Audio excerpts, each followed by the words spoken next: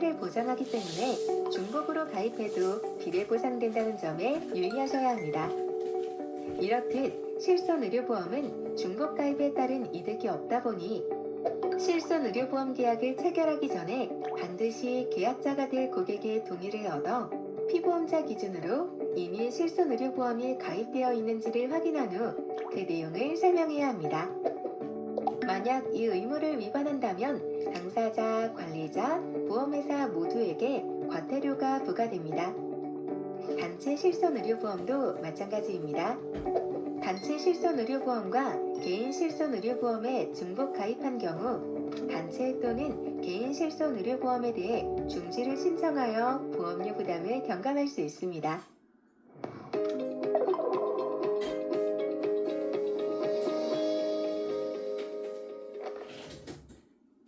실손의료보험의 보험금 산정은 사고 내용 확인, 손해액 확인, 보험금 지급 사유 확인, 보험금 부지급 사유 확인, 그리고 보험금 계산의 순서로 진행이 됩니다. 먼저 사고 확인서, 진단서, 입퇴원 확인서, 수술 확인서, 처방전 등을 통해서 사고 내용을 확인합니다. 그런 다음 손해액을 확인하는데요. 급여 항목 중 본인 부담금과 비급여 항목을 합한 금액이 영수증상 납입한 금액이 되고 이것이 실제 부담액에 해당합니다. 이제 보험금 지급 사유를 확인합니다.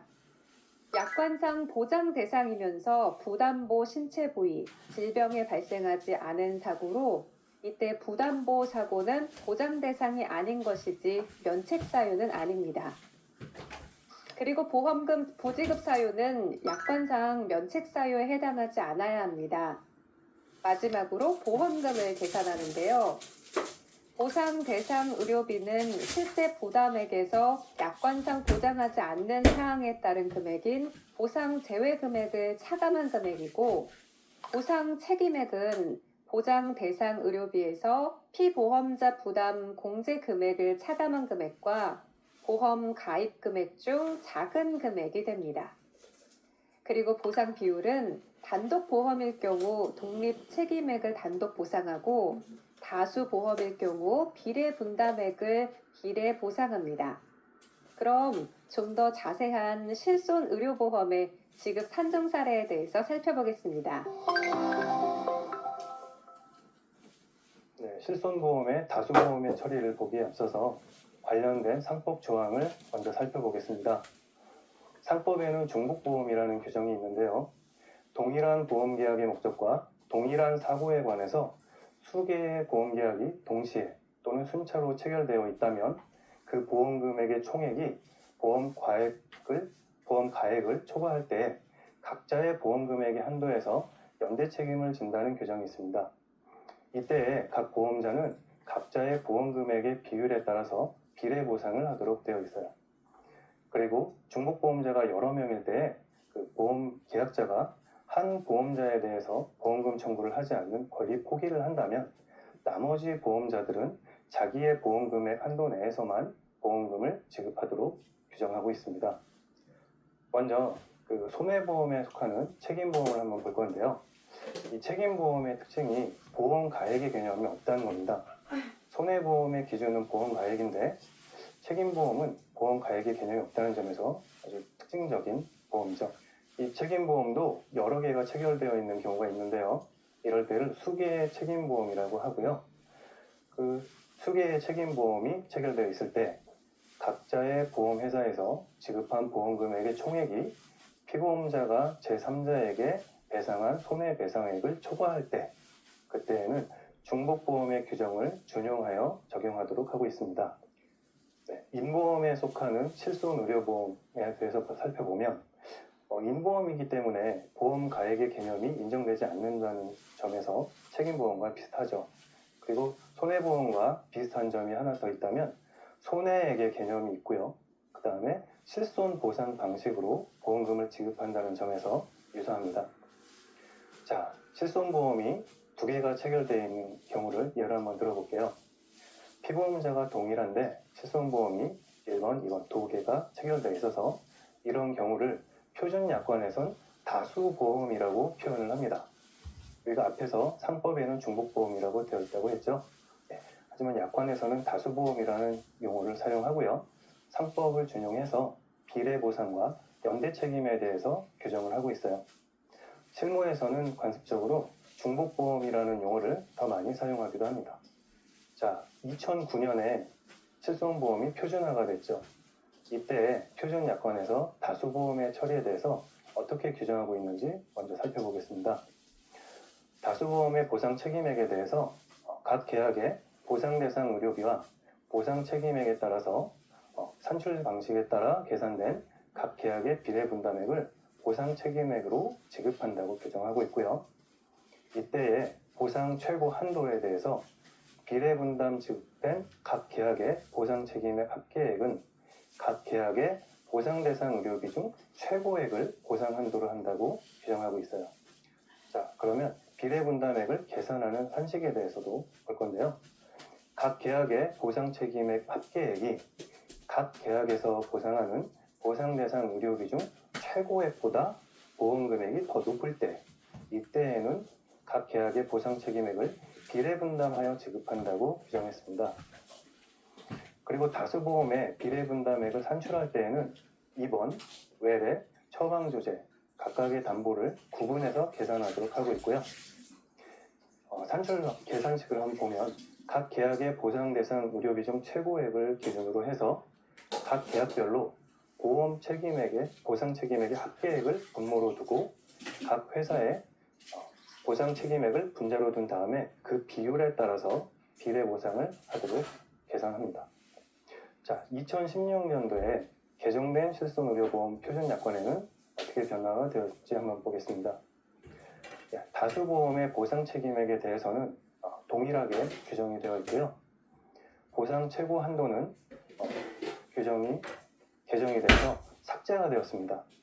자, 계산식을 한번 보면요. 이 부분에 있어서 변화가 있었는데요. 각 계약의 보상 책임액 합계액이 각 계약에서 보상 대상 의료비 중 최고액과 각 계약에서 피보험자가 부담하는 공제금액 중 최소액을 제외한 금액보다 큰 경우, 이때에는 각 계약의 보상 책임액을 비례 분담하여 지급한다고 했습니다. 변화된 부분이 각 계약의 보상 대상 의료비 중 최고액에서 각 계약의 피보험자 공제금액 중 최소액을 제외한다는 부분이 변경이 됐죠. 그래서 보상하는 기준 금액도 이 보상 대상 의료비 중 최고액에서 공제금액 중 가장 작은 금액을 제외한 금액을 기준으로 두고요. 각 계약의 보상 책임액 합계액을 분모로 두고 각 계약의 보상 책임액을 분자로 두어서 그 비율에 따라 비례 보상을 하도록 하였습니다. 네, 세대별 보장 한도와 자기 부담금에 대해서 살펴보겠습니다. 먼저 표준화 이전에 대해서 말씀드릴 건데요. 이때에는 어떤 통일된 기준이 없었기 때문에 각자 회사마다 원하는 대로 상품을 만들어서 판매를 하고 있었습니다. 먼저 자기부담금을 보면요. 자기부담금은 가장 적었어요. 이때에는 입원 보상 비율이 100% 모두 보장을 하고 있었고요. 통원 같은 경우에는 외래와 처방조제를 합쳐서 5,000원만 공제하고 보상을 하고 있었습니다. 그리고 가입 금액도 굉장히 다양했는데요. 100만 원부터 1억 원까지 100배 차이가 나는 상품들이 혼재되어 있었어요. 그리고 면책 사유도 굉장히 다양했습니다. 그래서 보험금을 산정해야 할 때 반드시 해당 약관을 확인하고 계산해야 정확한 보험금을 지급할 수 있었죠. 그럼 표준화 이후를 보겠습니다. 표준화 이후는 제2세대와 3세대 그리고 현재 마지막 4세대를 표현하는 말이고요. 이때는 자기부담금이 점점 확대되는 경향을 보이고 있어요. 2세대 때는 10%만 자기부담금으로 공제를 하고 있었고 제3세대에는 20%로 상향이 되었고요. 제4세대가 되어서는 30%까지 자기부담금이 확대가 되었습니다. 자, 표준화 이후에 보장 한도 변경도 한번 보겠습니다. 2세대와 3세대는 보장 한도는 동일하게 규정되어 있고요. 상해 입원과 질병 입원을 나누어서 각각 5천만 원 보장 한도로 두었고요. 상해 통원과 질병 통원을 각각 1회당 30만 원씩 180회 보상하도록 규정하였습니다. 최근에 4세대가 발매됐죠. 네, 이때에는 좀 구조가 변경이 됐는데요. 상해 입원과 질병 입원 이렇게 구분하는 게 아니라 급여와 비급여로 구분을 했고요. 상해 급여와 질병 급여를 각각 5천만 원 한도로 보장을 하고요. 비급여에 대해서도 상해 비급여와 질병 비급여로 나눠서 각각 5천만 원을 한도로 두었습니다. 보장 한도에 대해서 담보별로 나누어서 보겠습니다. 먼저 2번을 보면 질병 상해를 나누어서 각각 5천만 원 한도로 보장을 한다고 했고요. 상급 병차에 대해서, 상급 병실차액에 대해서 하루 평균 금액으로 10만 원 한도로 보장을 하고 있습니다. 통원에 대해서는 외래와 처방조제를 합쳐서 통원이라고 부르는데요. 질병과 상해를 나눠서 각각 연간 180회를 보장한다고 했고 회당 30만 원을 보장한다고 했죠. 이 회당 30만 원 한도 내에서 외래와 처방조제의 비율을 조정해서 판매하고 있습니다. 그리고 자기부담금을 보면요. 보장 담보별로 입원에 대해서는 10%를 자기부담금으로 공제한다고 했고 상급 병차에 대해서는 50%를 자기부담금으로 공제합니다. 외래에 대해서는 만원에서 2만원의 공제금을 두고 있는데요. 의원급의 경우는 만원, 병원급에 대해서는 15,000원, 그리고 상급 종합병원에 대해서는 2만원을 공제하고 있습니다. 그리고 처방조제에 대해서는 약국의 규모와 상관없이 8,000원을 공제하고 있죠. 자, 그리고 2세대가 되면서 보장이 확대된 부분이 있는데요. 1세대에서 표준화 이전에는 직장 항문질환과 정신질환에 대해서 모두 면책을 하고 있었는데요. 2세대가 되면서 직장 항문질환 중에서 요양급여에 해당하는 의료비만큼은 보장을 하도록 보장 대상이 확대되었고요. 정신질환에서도 치매에 관련된 의료비는 보장을 하도록 확대되었습니다. 네, 제3세대 실손보험에 대해서 살펴볼게요. 3세대에는 기본형과 특약으로 구분이 되었는데요. 먼저 기본형을 보겠습니다. 기본형에서는 2세대와 마찬가지로 입원과 통원을 담보하고 있고요. 입원에 대해서 질병 상해 각각 연간 5천만 원을 보장 한도로 두고 있고 상급 병차에 대해서는 일일 평균 금액 10만 원을 보장 한도로 두고 있습니다. 통원에 대해서도 마찬가지로 질병과 상해를 나누어서 각각 연간 180회를 보장하고 회당 30만 원을 보상하고 있고요. 마찬가지로 통원 안에서 외래와 처방조제를 비율을 회사가 자유롭게 정할 수 있도록 했어요. 네, 외래 담보에 대해서는 표준형과 선택형이 역시 나누어져 있고요. 표준형의 경우에는 병원의 등급별로 만원에서 2만 원의 정액형 공제금액과 보장 대상 의료비의 20%에 해당하는 금액 중 큰 금액을 공제하도록 하고 있어요. 선택형의 경우에는 만원과 2만 원의 정액 공제금액이 있고요. 급여 10%와 비급여 20%에 해당하는 금액을 합쳐서 그 중에 큰 금액을 공제하도록 하고 있습니다. 처방조제 담보를 보면요. 외래와 비슷하게 표준형의 경우는 정액 공제 금액을 8,000원으로 두고 보상 대상 의료비의 20%를 비교해서 큰 금액을 공제하도록 하고 있고요. 선택형의 경우에는 8,000원과 보장 대상 의료비의 중에서 급여의 10%, 비급여의 20%를 더한 금액과 비교해서 큰 금액을 공제하도록 하고 있습니다. 자, 그러면 아까 기본형과 특약으로 나뉘어진다고 했었잖아요. 3대 비급여 특약이라고 하는 특약이 새로 신설되었는데요. 이건 선택적으로 가입이 가능하고요. 그 3대 비급여 특약의 보장 한도와 자기부담금은 상해와 질병과 입원과 통원을 구분하지 않고 모두 합산해서 보장 한도와 자기부담금을 적용하도록 하였습니다. 3대 비급여의 세 가지는 도수치료, 체중력파, 중식치료를 하나의 보장으로 하고 있고요. 그 다음에 비급여 MRI 검사를 하나의 담보로 하고 있고, 그 다음에 비급여 주사제 치료에 대해서 이렇게 세 가지 종목으로 나눴습니다. 먼저 도수치료를 보면요. 연간 350만 원 한도로 하고 횟수는 50회로 제한을 두었습니다. 그리고 비급여 MRI 검사에 대해서는 연간 300만 원을 한도로 하고요. 이 경우에는 횟수는 제한이 없습니다. 그리고 비급여 주사제 치료의 경우에는 연간 250만 원을 한도로 하고 횟수는 50회로 제한하였습니다.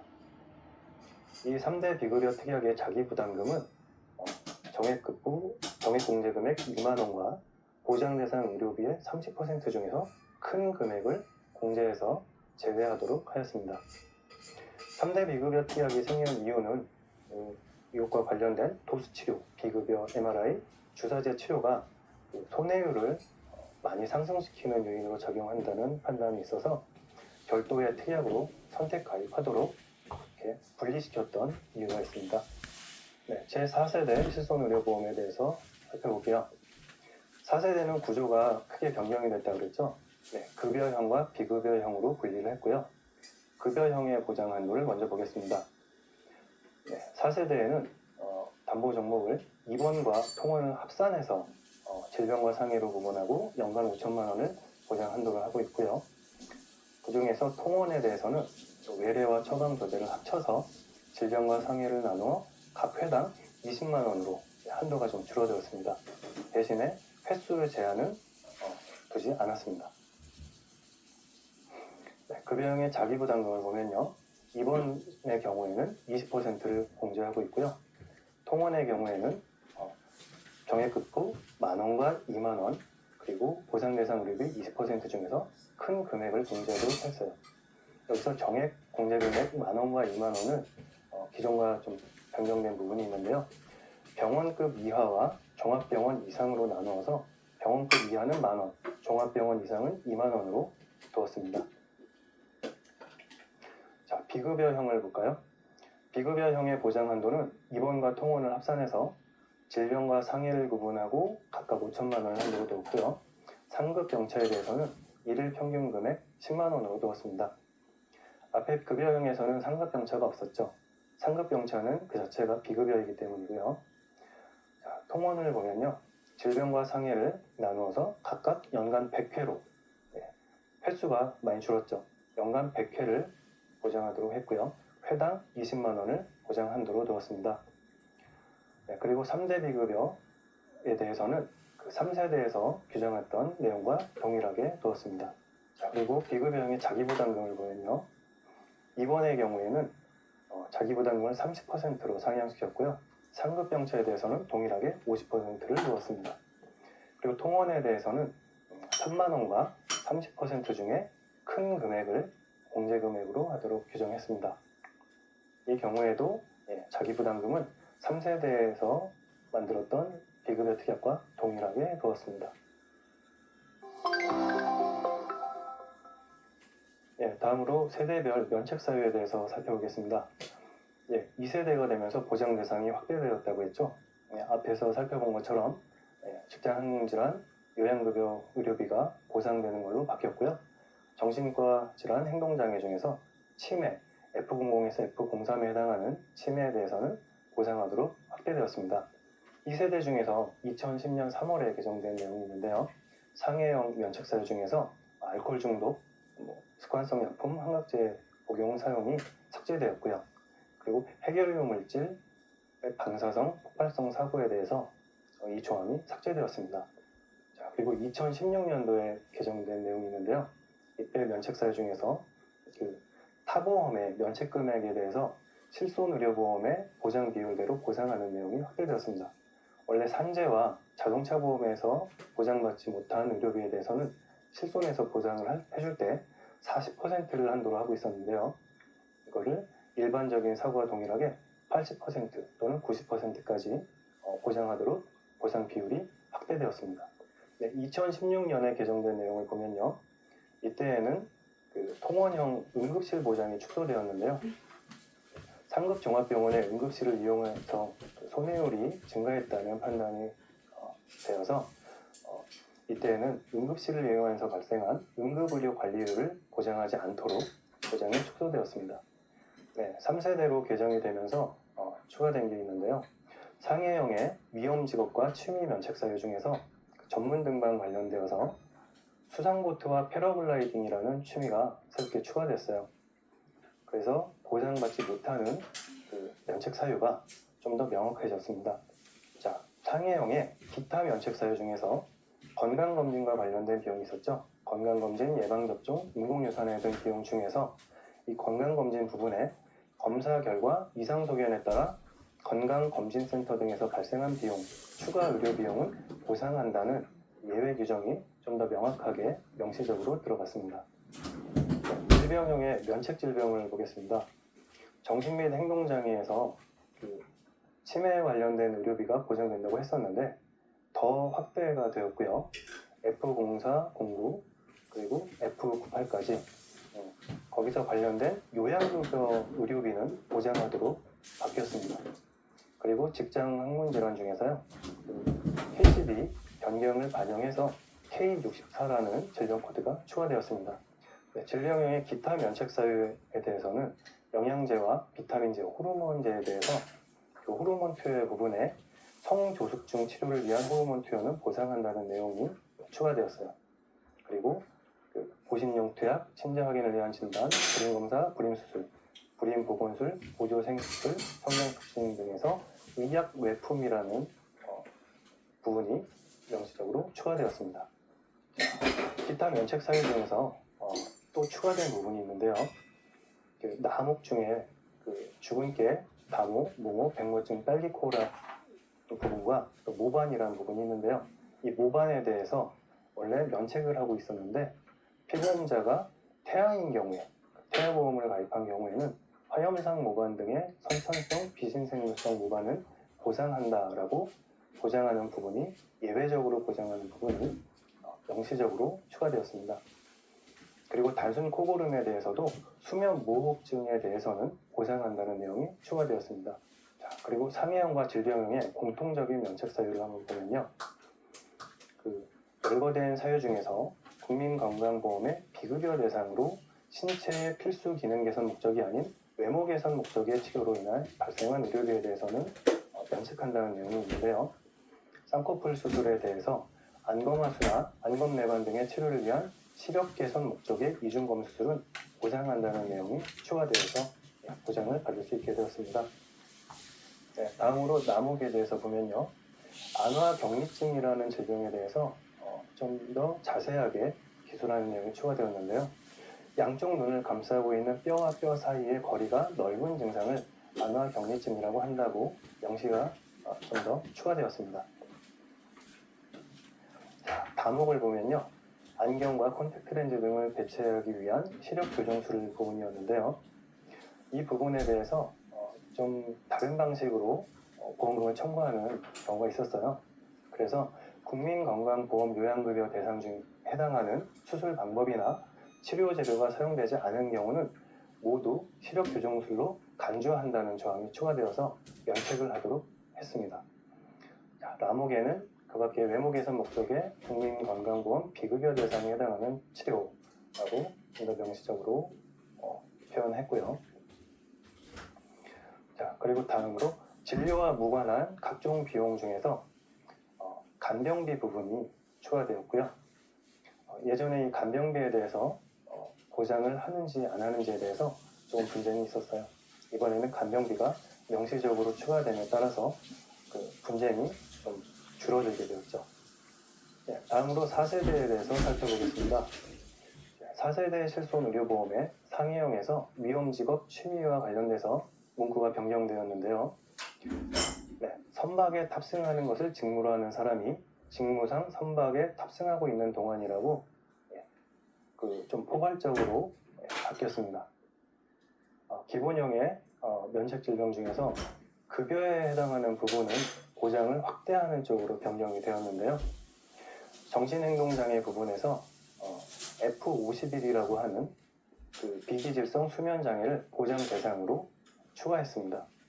그리고 두 번째, 여성 생식기의 비염증성 장애로 인한 습관성 유산, 불임, 인공수정 관련 합병증에 대해서는 전체를 면책하고 있었는데 전액 본인부담금, 급여 부분 중에서는 전액 본인부담금만 면책을 하고 기간으로 두어서 보험 가입일로부터 2년 이내에 발생한 의료비는 보상에서 제외한다고 했으니까 2년이 지나고 요양급여에 해당하는 부분은 보상을 받을 수 있게 되었습니다. 그리고 선천성 뇌질환 중에서 피보험자가 가입 당시에 폐하라면 보상을 한다고 보상 범위가 확대되었고요.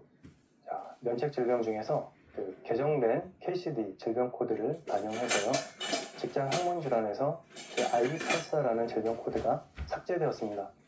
이 I84 대신에 K64 그리고 K60, K62가 같은 의미의 질병을 표현하는 질병 코드가 되겠습니다. 네. 기타 면책 사유에 대해서 살펴보면요.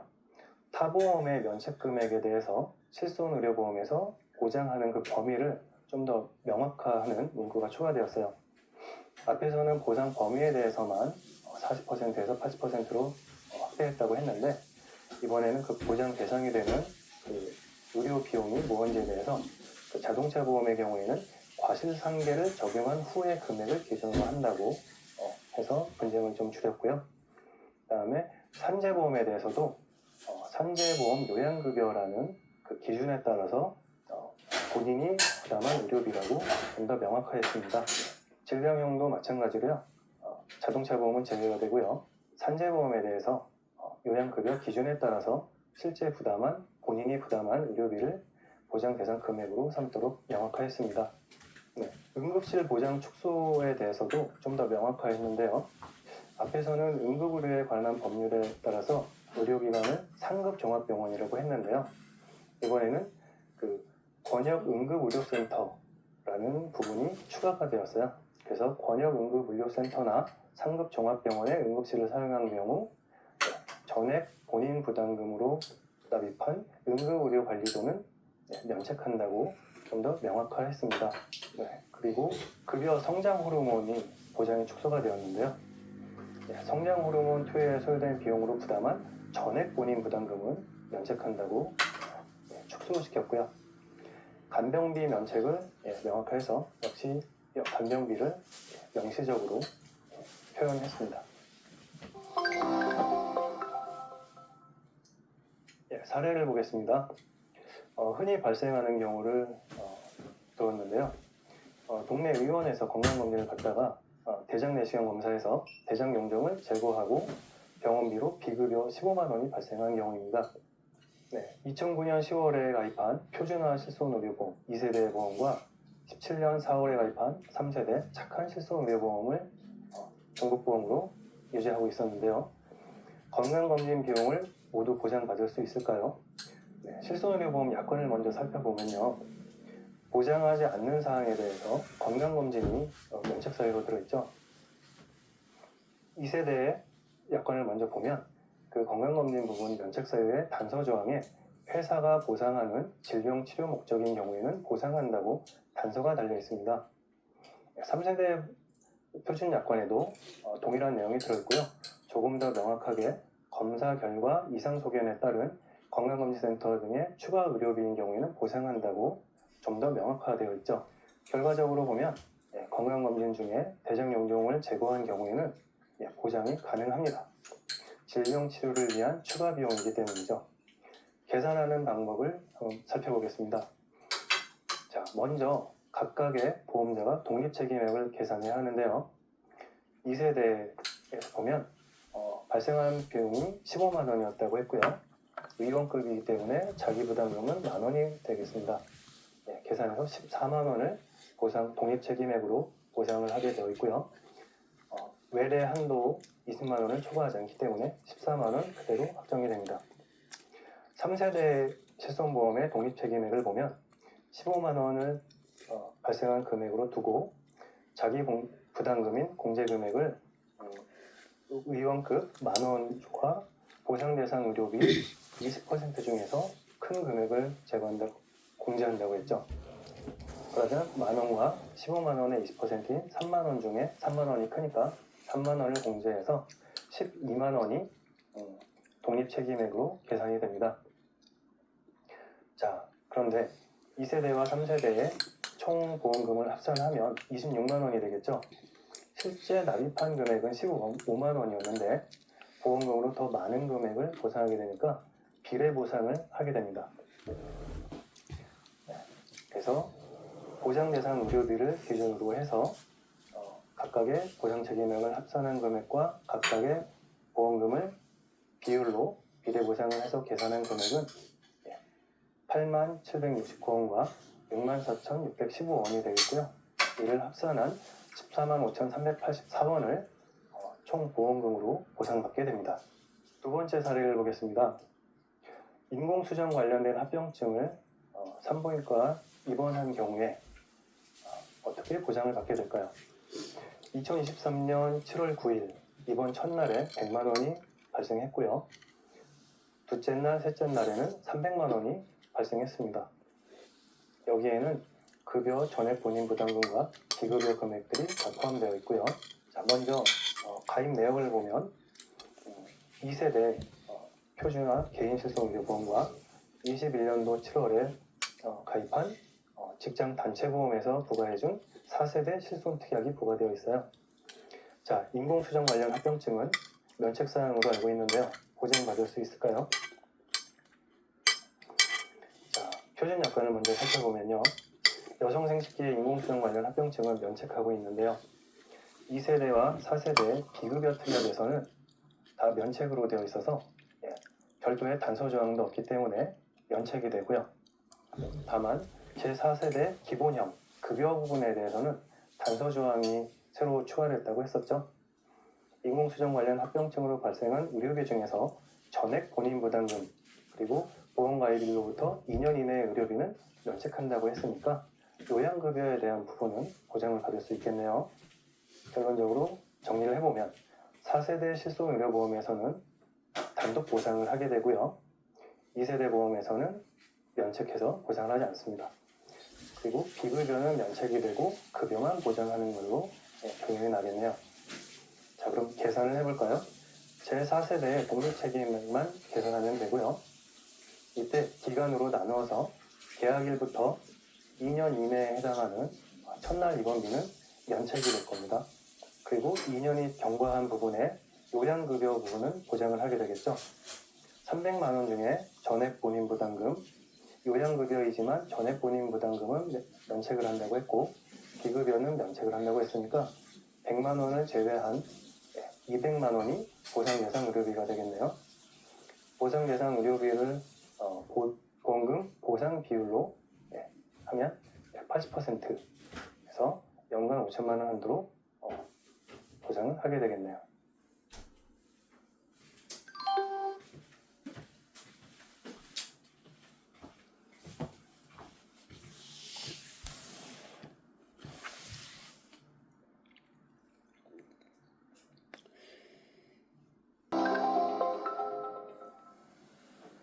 사례를 보겠습니다.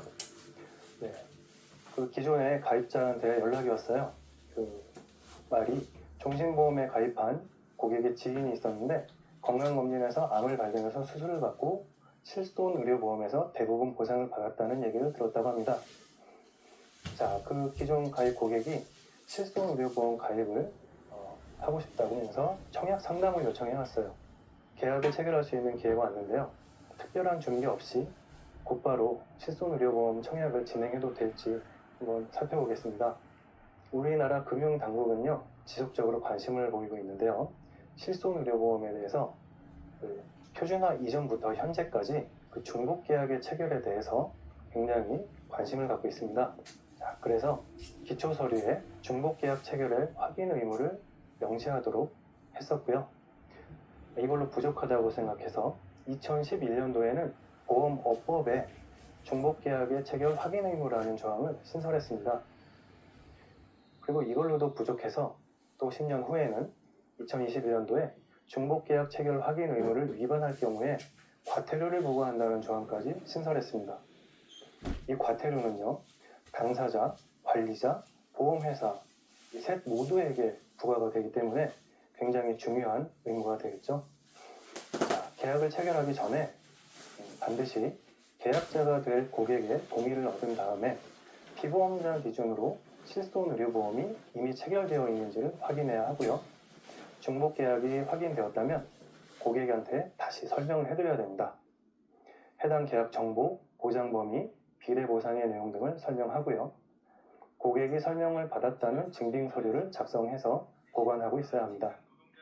네, 또 고객으로부터 연락이 왔네요. 네, 개인 실손 의료보험을 가입하고 있는데요. 그 직장에서 실손 특약이 부과된 단체보험을 가입해 줬다고 합니다. 이렇게 되면 실손 의료보험에 대해서 비례 보상을 받게 되죠. 그러면 보험료 낭비가 될 거고요. 그렇다면 이 고객이 보험료 절약을 위해서 기존의 개인 실손의료보험을 해지해야 할지 상담을 요청해 왔습니다.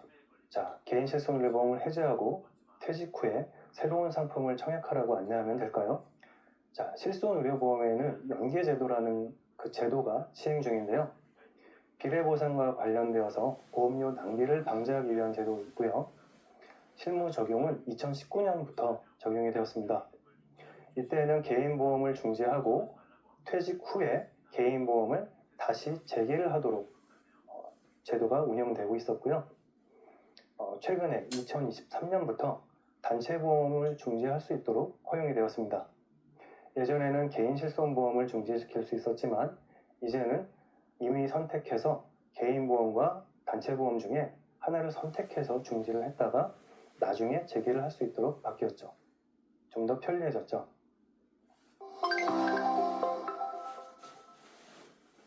네, 실손의료보험과 관련된 제도 변화를 살펴보겠습니다.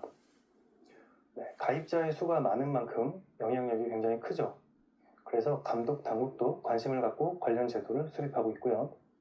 일반적인 보험 계약이 그 약관을 기준으로 운영하면서 관련 제도를 일부 반영하고 있다면 실손의료보험은 약관을 기준으로 운영하면서도 관련 제도를 굉장히 큰 비중으로 반영하고 있습니다. 보험을 모집할 때 중복 가입 여부를 사전에 확인해야 된다는 내용이 약관에 명시되어 있다고 했죠. 네, 청약서를 접수하면 중복 가입 여부를 확인하고 비례분담 원칙을 안내받았는지 전화 모니터링 및 녹취 기록을 보존하도록 했습니다. 그리고 이 의무를 이행하는지 검사를 강화했고요. 법규를 위반한다면 강력하게 제재하도록 강화되고 있습니다. 네, 손해보험에서는 그 전산 시스템을 개선해서 중복 가입을 조회하고 비례분담 적정성을 확인할 수 있도록 그 시스템을 마련해 두었고요. 전산 시스템에 자료 입력을 의무화하도록 했습니다. 네, 실손의료보험이 표준화되면서 자기부담금이 신설되었어요. 자기부담금이 하나도 없었다가 10%로 신설이 되었고요. 따라서 보장 비율은 100%에서 10%로 축소되었습니다. 그리고 구성도 단순화했고요. 기본형 구성 조합으로 6가지 종류의 담보 종목을 만들어서 약관을 만들 수 있도록 했습니다. 네, 그리고 또 하나 큰 변화는 손해보험과 생명보험의 약관이 하나로 통일됐다는 거죠. 보장 한도는 앞에서 살펴본 것처럼 5천만 원 한도로 하고 있고 상급 병차는 10만 원, 통원의 경우는 180회 회당 30만 원을 보장하도록 바뀌었습니다. 자기부담금은 입원은 10%, 상급 병차는 50%, 외래는 만원에서 2만원까지 병원 등급별로 구분하고 있고요. 처방조제는 약국의 규모와 상관없이 8,000원으로 하고 있습니다. 자, 보장 대상도 확대되었고요. 직장 질환의 요양급여 의료비 그리고 치매 의료비를 보장한다고 했죠. 네, 중복계약 체결 확인 의무가 더 강화되었는데요. 약관에만 명시하던 것에서 멈추지 않고 보험업법에 규정을 하였습니다. 의무 이행을 더욱 강하게 촉구하려는 의지죠. 자, 업법 제95조의 5에 중복계약 체결 확인 의무라는 조항이 들어있고요. 반드시 계약자의 동의를 얻어서 피보험자 기준으로 중복계약 체결 여부를 확인하고 다시 계약자에게 즉시 알려야 합니다.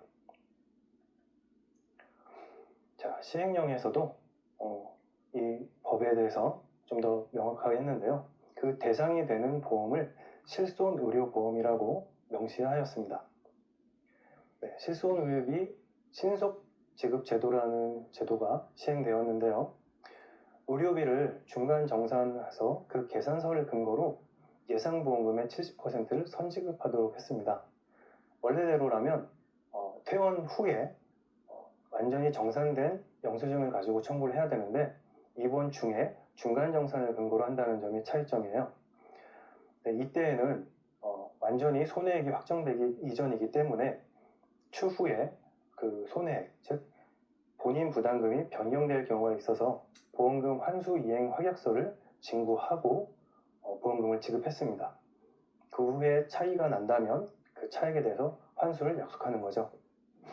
네, 다만 사고 조사나 추가 서류가 필요한 경우에는 이 신속 지급 대상에서 제외됩니다.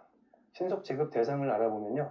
의료급여법을 적용받는 의료급여법 1종, 2종의 수급권자, 이분들이 의원급 이상의 의료기관에서 입원을 한 경우고요. 그리고 의료급여 1종과 2종의 수급권자가 아니라면 중증 질환자나 300만 원 이상의 고액 의료비를 부담한 자가 종합병원 이상에서 입원한 경우에 해당이 됩니다. 네, 2세대 실손의료보험의 판매 기간이 좀 길었죠. 그래서 갱신이 개정이 되었는데요. 이때 갱신 주기가 단축됐습니다. 3년에서 1년으로 줄어들었고요. 보험 기간을 15년 후에 재가입할 수 있도록 했고, 이때 다른 실손의료보험을 선택할 수도 있도록 해주었습니다. 그리고 실손의료보험을 단독 상품, 즉 주계약 형태로 실손보험만 가입할 수 있도록 해주었고요. 물론 특약도 계속해서 판매를 할 수 있었고요. 그리고 표준형이라는 자기부담금을 20%로 올린 형태로 판매할 수 있었습니다. 실손의료보험 청구와 관련돼서 여러 불만사항 중에 소액을 보장받기 위해서 비싼 진단 서류를 발급받는다는 내용이 있었는데요. 이와 관련돼서 서류를 간소화하는 개정이 있었어요. 자, 3만 원 이하와 3만 원 초과해서 10만 원 이하, 그리고 10만 원을 초과하는 경우 세 가지 경우로 나누었고요. 3만 원 이하인 경우에는 진단서나 처방전을 받지 않고 청구서에 본인이 병명과 질병 코드를 기재하도록 하였습니다. 그 청구서와 영수증만 있으면 3만 원 이하의 의료비라면 보험금 청구를 할 수 있도록 해주었어요. 그리고 3만 원을 초과하고 10만 원 이하인 경우에는 진단서 대신에 그 질병 코드가 기재된 처방전만 첨부해 주신다면 보상을 받을 수 있었습니다. 10만 원을 초과하는 경우에는 일반적인 경우와 같이 진단서나 진료 차트를 추가해 주셔야 됩니다. 실손의료보험의 보험료를 할인해 주는 제도가 있었는데요. 2014년 4월 이후에 체결된 계약부터 적용이 되었고요. 피보험자가 의료급여 수급권자라는 증명을 보험사에 제출해주면 자격 취득일부터 보험료의 5%를 할인해주는 제도입니다. 이때는 전체 보험료가 아니고요. 영업보험료의 5%입니다. 그리고 실손의료보험 가입 당시에 의료급여 수급권자가 아니었다 하더라도 가입 후에 의료급여 수급권자 자격을 취득한다면 보험료 할인이 가능합니다. 실손의료비를 가입하지 못한 노령자들을 위해서 노후 실손의료비가 출시되었습니다. 가입 연령을 50세에서 75세까지로 확대했고요. 갱신이나 재가입 주기는 갱신은 1년, 재가입 주기는 3년으로 짧게 만들었습니다. 또 기본형 담보 종목 두 가지를 두었고요. 질병 의료비와 상해 의료비로 구분했습니다. 자, 기본형의 보장 한도는 입원과 통원을 합산하고요. 질병과 상해 각각 연간 1억 원 한도로 총 보장 한도는 좀 높였죠. 그리고 상급 병차는 제외했습니다. 상급 병차는 특약으로 보장하도록 빼두었고요. 그런데 통원의 경우에 외래와 처방 조제를 합쳐서 회당 100만 원 한도로 했고요. 횟수 제한은 없었습니다. 대신에 자기 부담금을 좀 큰 금액으로 책정을 해두었습니다. 정액으로 우선 공제를 하고요. 그 후에 비율로 또 한 번 공제를 하는 방법을 적용했어요. 정액으로 우선 공제하는 금액은 입원은 30만 원이고요. 통원은 3만 원입니다. 그 후에 비율로 급여 부분에 대해서는 20%를 공제하고 비급여 부분에 대해서는 30%를 공제하도록 하였습니다. 자, 기본형의 자기부담금을 보면요. 입원의 경우 비급여 의료비에서 먼저 정액으로 30만 원을 제외하고요. 비급여에 대해서 30%를 공제하고 그 후 남은 금액에 대해서 급여 의료비 중에서 30만 원 중에서 남은 금액을 공제하고 그 금액의 20%를 또 공제합니다. 통원의 경우도 마찬가지 방법으로요. 공제를 하고 있어요. 이렇게 공제 금액이 크다 보니까 실제로 받는 보험금은 애초에 발생했던 의료비가 어느 정도 큰 금액이 아니라면 다 공제금액 이하가 되어서 실제로 보장받는 부분은 그렇게 만족스럽지 못했다고 알려져 있습니다. 자, 선택해서 가입할 수 있는 두 가지 특약이 있습니다. 요양병원 의료비하고요, 상급 병실료 차액이 있는데요. 요양병원 의료비의 경우는 상해, 질병, 입원, 통원을 모두 합산해서요, 연간 5천만 원 한도로 보장을 하고 있습니다. 그리고 자기부담금은 기본형과 동일하고요. 상급 병실료 차액의 경우에는 상해와 질병을 합산해서 연간 2천만 원 한도로 보장을 하고 있고요. 이때 하루 평균 금액은 10만 원을 한도로 하고 있습니다. 자, 2세대 표준화 실손의료보험에서 중복계약에 대해서 비례보상을 할 경우에 자기부담금을 공제하지 않고 보상의료비를 계산하도록 했습니다. 원래 보상대상 의료비는 실제 부담한 의료비에서 자기부담금을 빼고 계산을 하는데요. 비례보상을 하는 경우에는 이 부분에 대한 약관조항이 모호하다는 이유가 있었죠. 그래서 보상대상 의료비를 계산할 때 자기부담금을 계산하지 않도록 하였습니다. 그리고 이미 공제금액을 적용하고 비례보상한 경우라면 다 찾아서 소급해서 환급 처리하도록 하였습니다. 2세대 판매 기간이 길어서 개정이 된 부분이 있다고 했죠. 두 번째입니다. 보장을 강화하는 내용과 계약자 편의를 제고하는 사항이 명시되었고요.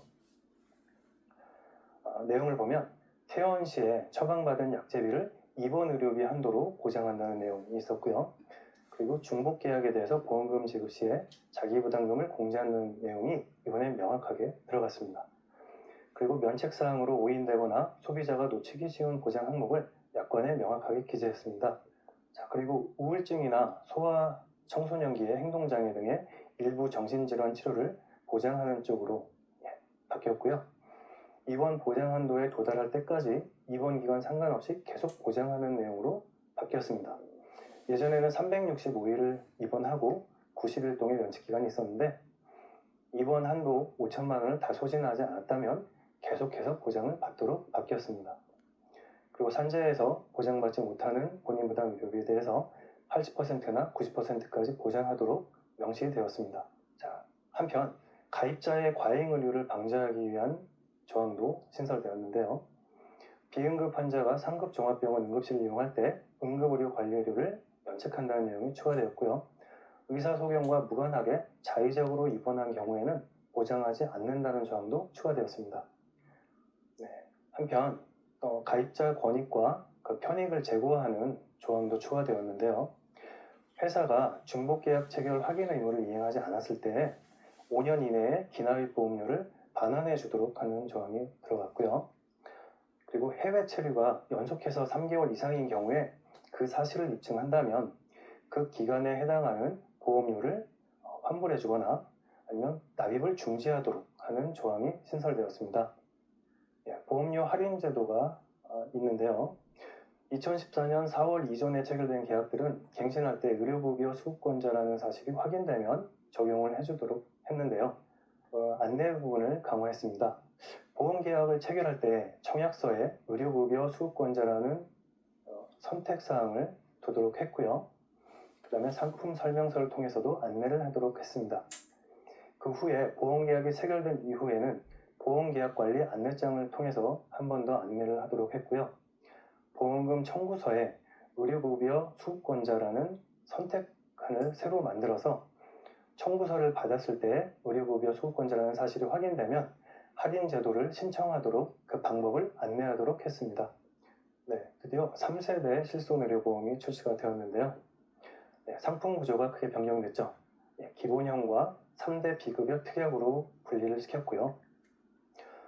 기본형의 구성을 조합해서 4종류의 담보 종목을 만들 수 있게 하였습니다.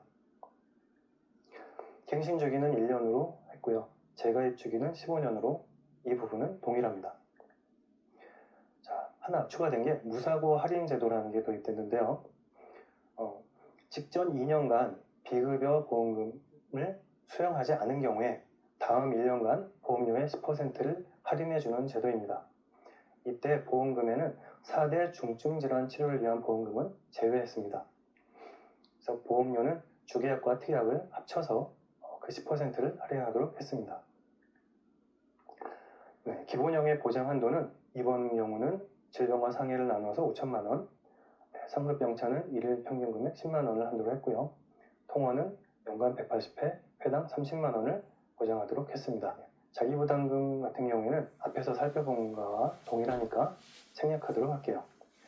네, 3대 비급여 특약의 보장 한도와 자기부담금도 앞에서 살펴봤지만 도수치료, 비급여 MRI, 비급여 주사제 각각 350만 원, 300만 원, 250만 원으로 했고요. 횟수는 50회, 무제한 50회 이렇게 두었습니다. 자기부담금은 2만 원과 보상 대상 의료비 30%에서 큰 금액을 공제하도록 했죠. 실손보험의 그 심사 기준이 까다롭기 때문에 가입을 하지 못했던 유병력자들에 대해서 별도의 상품을 만들었습니다. 가입 심사 기준을 완화했고요. 심사 항목을 6개로 대폭 줄이고 투약력을 삭제했고요. 그 5년 이내라는 기간을 2년으로 대폭 단축했고요. 5년 이내 10대 질병에 대해서 암 1개만 물어보도록 하였습니다. 상품 구성은 착한 실손 의료보험 기본형과 동일하고요. 보상 범위도 동일합니다. 갱신 주기와 재가입 주기도 동일하고요. 기본형의 보장 한도는 입원의 경우는 착한 실손과 동일하고요. 외래의 경우는 연간 180회, 그 대신에 회당 20만 원으로 한도가 줄었습니다. 처방 주제는 아예 보장하지 않도록 제외시켰습니다. 기본형의 자기부담금은 10만 원과 30% 중에 큰 금액을 입원 의료비에서 공제를 하도록 했고요. 외래의 경우는 2만 원과 보장 대상 의료비의 30%로 그 중에 큰 금액을 공제하도록 했습니다. 비급여 특약 3종의 경우에는 부과할 수 없도록 했습니다. 실손보험 연계 제도가 시행이 됐는데요. 단체 실손에서 개인 실손으로 전환하는 제도입니다. 피보험자가 5년 이상 단체보험에 가입을 하고 있었다면 퇴직 등으로 단체보험이 종료되었을 때 해당 단체보험회사가 판매 중인 동일한 또는 가장 유사한 보장 내용으로 개인 실손보험을 전환할 수 있도록 하였습니다. 단체 실손에서 개인 실손으로 전환할 때는요. 5년간 지급사유가 발생한 보험금이 200만 원 이하이고 10대 질병 치료 이력이 없다면 개인 실손을 무심사로 인수하도록 하였습니다. 개인 실손 의료보험의 중지 및 재개라는 제도가 있는데요. 개인 실손 가입 후 1년 이상 유지하고 단체 실손에 중복 가입이 되어 있다면 중복되는 보장 종목만 중지 가능하도록 했고요.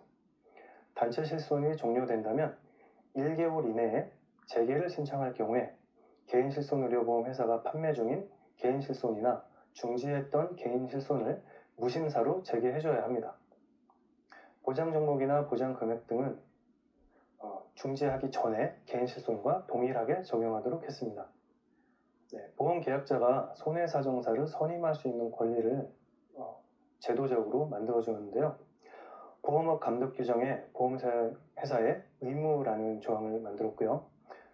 손해사정 업무 위탁 모범 기준을 마련해서 보험협회가 손해사정 업무 위탁 및 손해사정사 선임 등에 관한 모범 규준을 제정하도록 하였습니다.